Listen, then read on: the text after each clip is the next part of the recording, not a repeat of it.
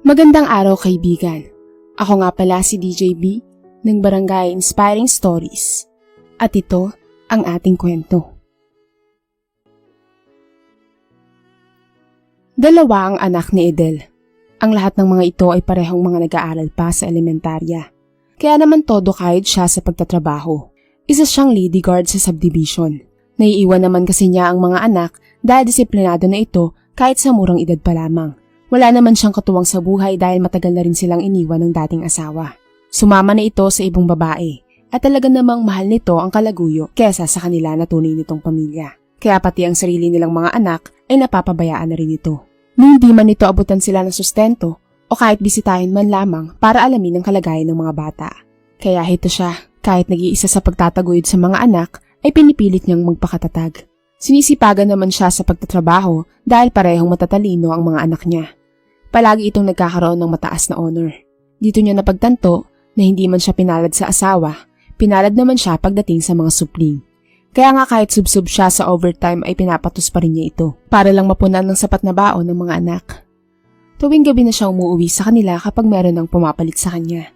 Kaya naman pagka-uwi niya ay meron na siyang pagkain. Masyado rin kasing maasikaso ang panganay na anak na si Nelia. Ganon din naman ang bunsong si Tricia. Kaya nga mahal na mahal niyang pareho ito. Maya-maya pa, habang siya'y kumakain at patulog na rin ng dalawa, biglang lumapit sa kanya si Nelia. "O anak, gabi na. Bakit ayaw mo pang matulog? Maaga papasok mo bukas eh." Tanong niya rito. "May ibabalita po ako sa inyo, ma." Masaya ang araw ng dalagita nang sambitin ng katagang iyon. "At ano naman yun, anak? Nakangiti ka pa. Mukhang magandang balita yan, anak." "Magandang balita po talaga ito, ma. Paano ba naman kasi? Nagkaroon ulit ako ng top at ganoon rin po si Tricia." Dahil sa sinabi ng dalagita ay talaga nga namang natuwa si Edel. Naubo pa siya dahil sa pagkasamid. "Kung ganoon, anak, ipapasyal ko kay ni Tricia sa darating na linggo. Mag-a-absent rin ako para umatin sa pagtanggap niyo ng honor." Masiglang sambit niya rito. Labis namang natuwa si Nelia kaya naglulundag ito.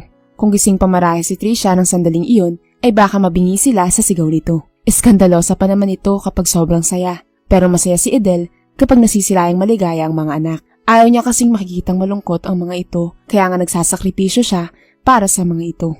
Hanggang sa sumapit na nga ang linggo. Tumupad naman siya sa usapan. Ipinasyal niya ang dalawang anak sa lugar na alam niyang masisiyahan ng mga ito. Iyon ay walang iba kundi ang beach.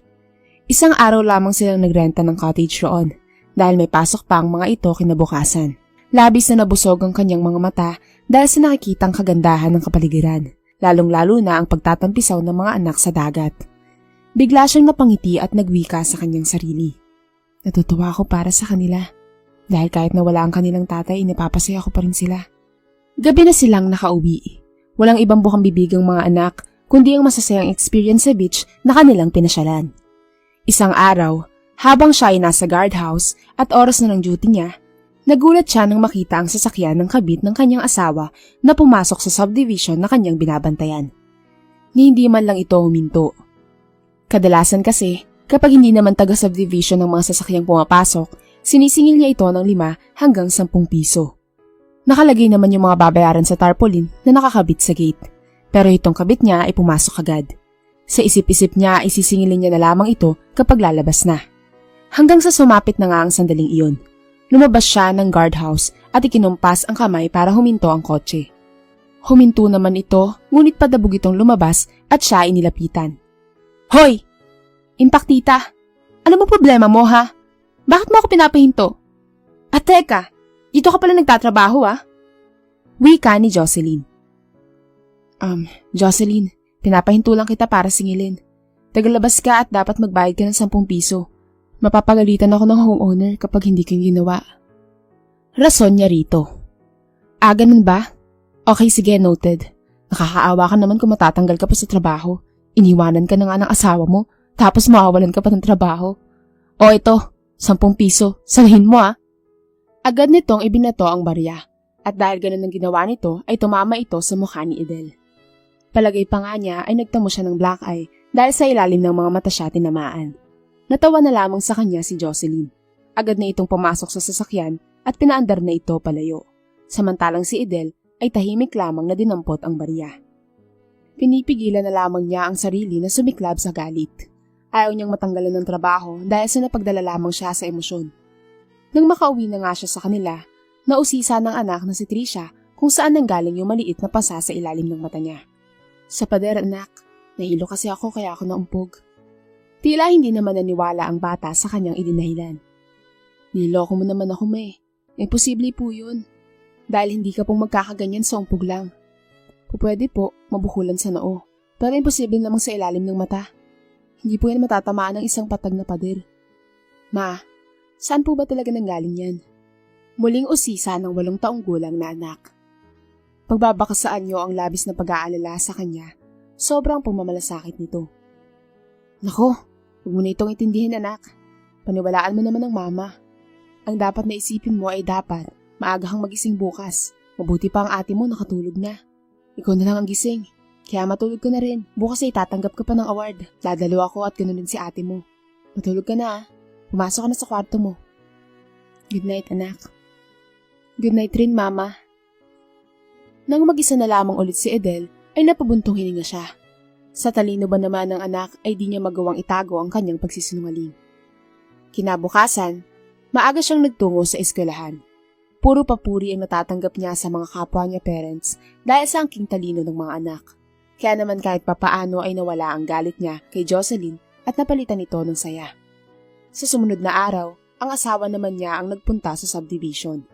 Hindi niya nga alam kung ano yung pinupunta ng dalawa roon, kung mayroon bang mga itong pinapatayong bahay doon. At dahil nagpupunta ang mga iyon roon, susubukan niyang usisain ng mga ito. Hanggang sa makita niya si Aling Mariela. Madalas niya itong nakakausap sa guardhouse. Taga-subdivision ito. Aling Mariela, may nalalaman po ba kayo tungkol sa ipinupunta rito nila Jocelyn at Arman? Tanong niya rito. Hindi naman kasi alam ng manang na dati niyang asawa si Arman. Ah, yun ba? Maraming ang kumakalat na chismis eh. Doon sila nag-ooperate ng masasamang gawain. Nangungupahan kasi sila. Tugon nito. Nagulat siya roon. Masamang gawain po? Ano po kayang gawain yun? Tanong niya rito. Pang-scam raw sa online. At isa pa, kung napapansin mo na lagi silang may kasama na dalagita, hindi nila anak yun, kundi trabahante nila sa porn site. Pinapahubad nila sa harapan ng kamera ang dalagita para kumita sila. Iyan ay sa chismis ko lang naririnig hindi ako sigurado. Paglilinaw ng matandang babae. Kung totoo man po yun, napakasama nila. Pinagtatrabaho nila galing sa masama ang bata. Tugon niya rito. Teka, kung makatanong ka tungkol sa kanila, parang matagal mo na silang kilala, Edel. Tama ba ako nang hinala? Hindi po. Natanong ko lang po sila sa inyo dahil kahinahinala po talaga ang kanilang kinikilos. Tugon niya rito. Kaya naman napatango na lamang sa kanya ang matanda. Kinabukasan ay hindi niya inaasahan na muli siyang pag-iinitan ni Jocelyn. Hoy, babae ka. Balita ko sinusubaybayan mo raw ang buhay namin Wika nito na muli na namang bumaba ng sasakyan. Ha? Paano man mo nasabi yan? Tanong niya rito. May nakarinig kasi kahapon sa usapan niyo ng matanda. Ang sabi pinaparatangan mo raw kaming gumagawa ng masama? Totoo ba yun, ha? Paano ko hindi masasabi? Nakakapagduda naman kasi kayo. Palabang wika niya dito. Abay, lumalaban ka na. Gusto mo ipatanggal kita sa trabaho? Dahil sa kabastusan ng bibig mo? Sige, ipatanggal mo. Hindi naman ako natatakot Tugon niya rito. Hinahamon mo ako Pwes, pagbibigyan kita. Tugon nito. Hindi naman inaasahan ni Edel na tototohanin iyon ni Jocelyn. Kinabukasan pa lang kasi ay sibak na siya sa trabaho. Hindi na siya pinapapasok ng agency. Wala naman itong nabanggit na dahilan sa kanyang pagkakatanggal. Kaya naman hindi niya alam kung anong impluwensya meron si Jocelyn para gawin yun. Ngunit gayon pa man, ay tinanggap niya na lamang ng maluwag iyon sa kanyang dibdib. Nangako na lamang sa sarili na maghahanap ng panibagong pagkakakitaan. Pero kahit gano'n ang kinahantungan, hindi niya pinagsisihan ang pagsagot kay Jocelyn. Paano ba naman? Siya ang legal na asawa, tapos ito pa ang matapang. Sa loob-loob niya, balang araw ay kakarmahin din ang babaeng yun. Naganap na lamang na ibang trabaho si Edel. At sa pagiging kasambay siya bumagsak. Pero ayos lamang yun dahil sanay naman siya sa mabibigat na gawain. All around siya roon. Pero ang kinakatuwa niya ay 6 na oras lamang ang kanyang trabaho. Dalawa lang naman kasi ang pinagsisilbihan niya roon. Iyon ay walang iba kundi ang amo niyang si Rendon at ang ina nito na si Ma'am Criselda. Medyo may dinaramdam na rin kasi ang matanda, kaya pati ito ay kanyang inaasikaso. Ang ipinagtataka nga ni Edel kung bakit wala pang sariling pamilya ang boss niyang si Rendon. At dahil 3 buwan pa lamang siya roon, nahihiya rin siyang mag-usisa tungkol sa buhay-buhay ng mga ito. Isang hapon, habang nagbabacuum siya ng sahig, at last niya na rin ito na gawain, bigla siyang kinausap ni Ma'am Criselda. Ayon dito, kung kumusta na raw ang pamilya niya. Kaya naman syempre, sinabi niya ang katotohanan na hiwalay na siya sa asawa niya. Pero ibinida niya naman na meron siyang mga anak na mamabait at matatalino pa. Tignan mo nga naman ang buhay. Napakaswerte mo sa mga anak mo. Talagang malayong mararating yan. Ako nang nagsasabi sa'yo. Reaksyon ni Aling Criselda. Maraming salamat po, ma'am. Pero teka, matanong ko lang po kayo. Kung mamarapatin niyo lang naman po, bakit wala pa pong pamilya si Boss Rendon? Sa wakas ay naibulalas niya na rin ang matagal niya nang gustong tanungin rito. Paano ba naman kasi ay napagtanto niya na mabait naman pala kausap si Ma'am Criselda? Kumbaga, mabait ang aura nito. Nabigo na siya sa pag-ibig noon, Edel. Kaya mula nito, ay hindi na siya naghanap pa ng ibang babae. Matipid na tugon ng matandang babae. Kaya naman napabuntong hininga na lamang si Edel. Napagtanto niya na pareho sila ng kapalaran ng amo, kaya pala napapansin niya na madalas ay malulungkutin ito. Hanggang sa isang araw ay nagkasakit si Ma'am Criselda. Lagnat lang naman ito kaya hindi na nila dinala pa sa ospital. Kagustuhan rin naman iyon ng ginang. Kaya naman si Edel ang nag-asikaso sa matanda. Siya ang tagapagsubo ng pagkain dito, tagapag-inom ng gamot at tagapunas ng katawan nito para bumaba ang lagnat. Bumuti-buti na rin naman ang pakiramdam nito kinalaunan. Maraming salamat sa pag-aalaga mo sa akin, Edel. Alam mo, sa lahat ng naging kasambay ko, ikaw lang ang mabait at maasikaso. Yung ilan kasi hindi mautusan at minsan may malilikot pa ng mga kamay. Kaya maraming salamat sa'yo. Pwede ka nang makauwi dahil tapos na ang duty mo. Bigla namang napangiti si Edel. Maraming salamat po, ma'am. Pero teka, kaya niyo na po ba ang sarili niyo kahit nawala ako? Paninigurado pa niya rito. Oo naman, nakakatayo naman na ako eh. Saka maya-maya uwi na rin si Rendon galing sa business niya. Tugon nito.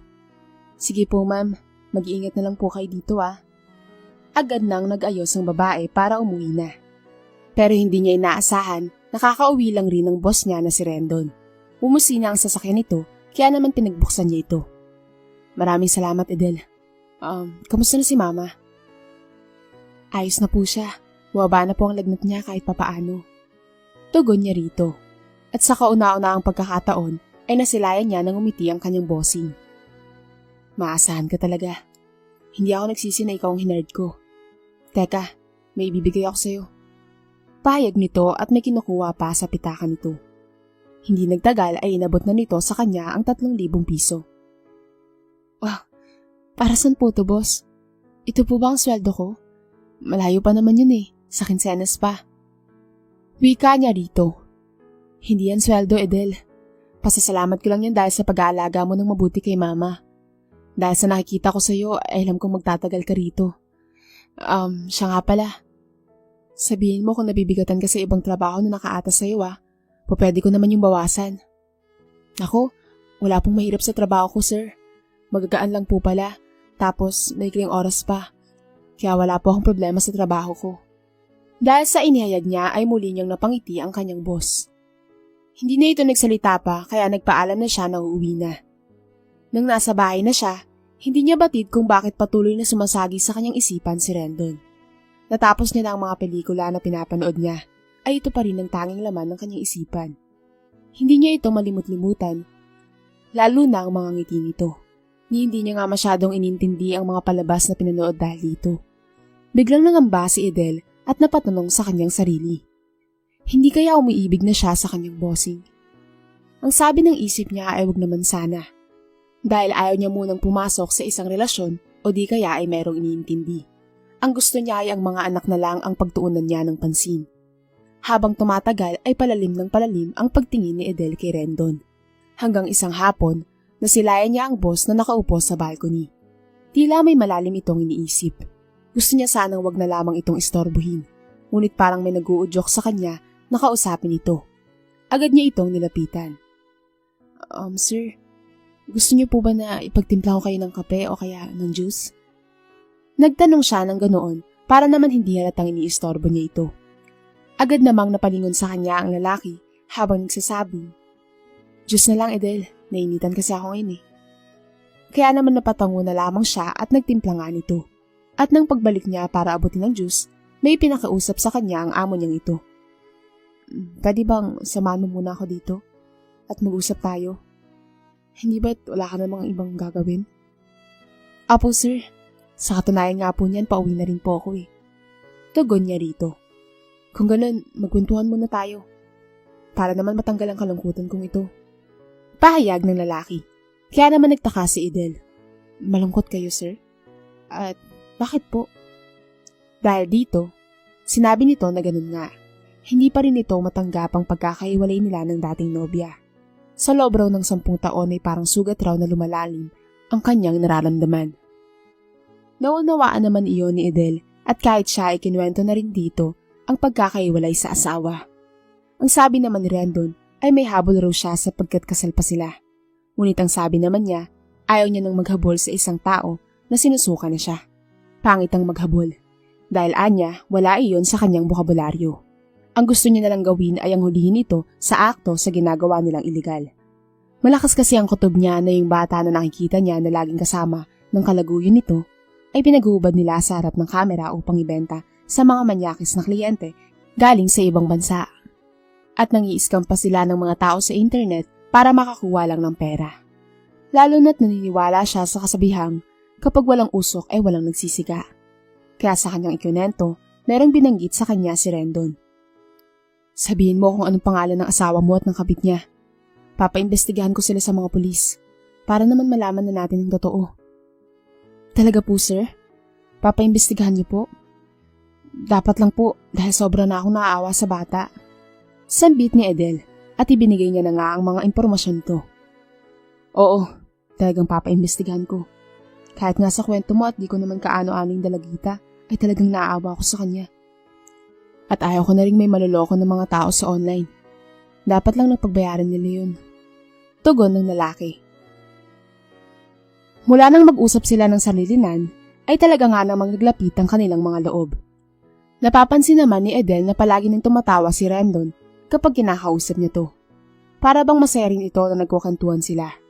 Samantala, napatunayan nila na gumagawa nga talaga ng ilegalang magkalaguyo.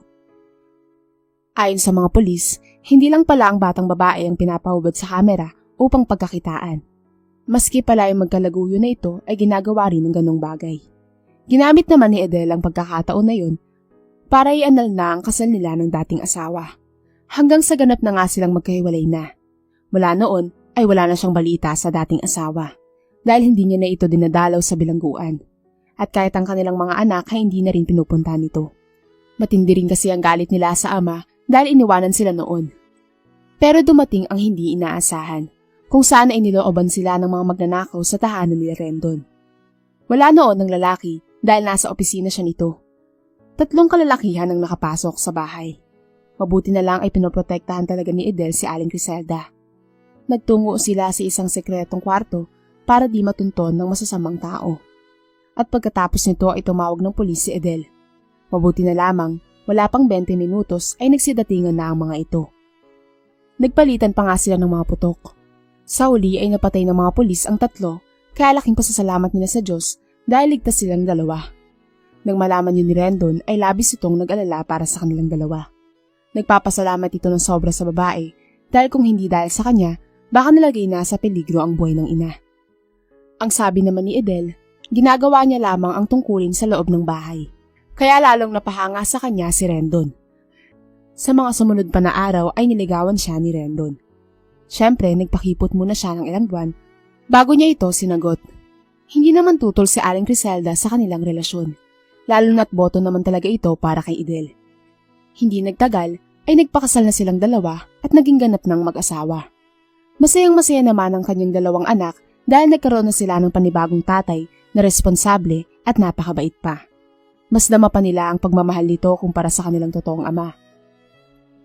Mula nang ikasal sina Rendon at Idel, ay doon na rin sila nakatirang mag-anak. Naging manager pa nga si Idel sa restaurant ng kanyang asawa. Nakamit niya ang posisyon na iyon dahil pinag-aral siya ni Rendon hanggang sa siya'y nakapagtapos. At dahil sa katas ng pagiging manager niya, dito niya na rin natutustusan ng mabuti ang pag-aaral ng dalawang anak at ang mga pangangailangan nito. Talagang naging maswerte lamang si Idel.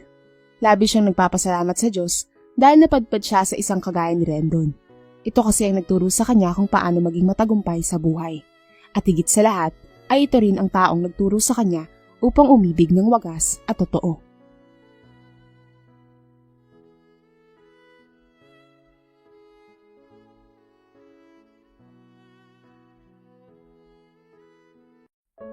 Magandang araw kaibigan. Ako nga pala si DJ